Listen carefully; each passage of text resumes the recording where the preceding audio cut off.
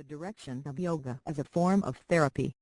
How can we expect yoga to be recognized as a viable therapy, alongside traditional Western medicine?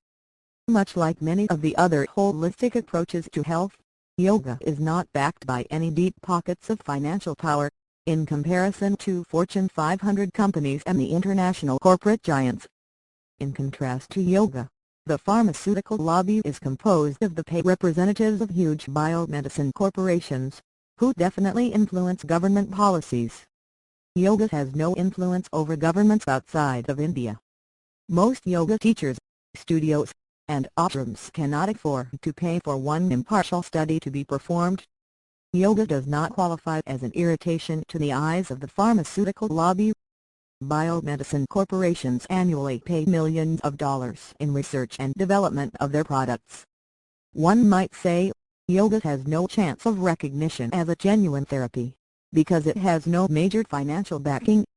Add to this, the lack of medical studies on a 5,000-year-old health maintenance system has not added to the credibility of yoga as a viable therapy. Yet, all is not lost. Students of yoga tend to tell their friends, family, co-workers, and anyone who will listen about the benefits of steady practice. Their reason is based on results, which they personally see and feel from the continued systematic training in a science of life we know as yoga. This has led to a grassroots-level promotion of yoga. Occasionally, the university might receive a grant to run a study about the effectiveness of yoga on people who have a particular ailment. The end results are usually the same. Yoga is helpful in many areas of health because it approaches the whole being. For example, if you have a knee problem, yoga approaches the knee and the rest of your body, as well. Many of us have learned this firsthand, because our ailments practically drove us to our first yoga class. The results are, we keep coming back to class because yoga helped us. How can yoga or any alternative therapy become recognized for its true worth?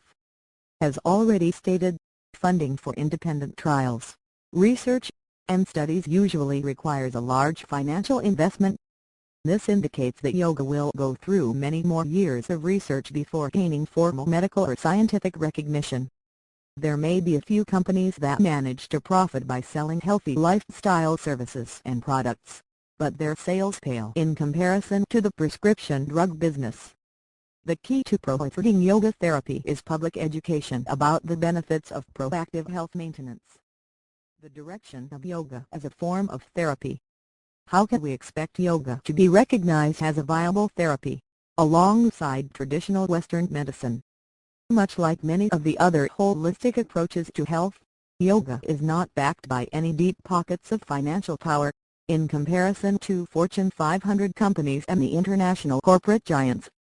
In contrast to yoga, the pharmaceutical lobby is composed of the paid representatives of huge biomedicine corporations, who definitely influence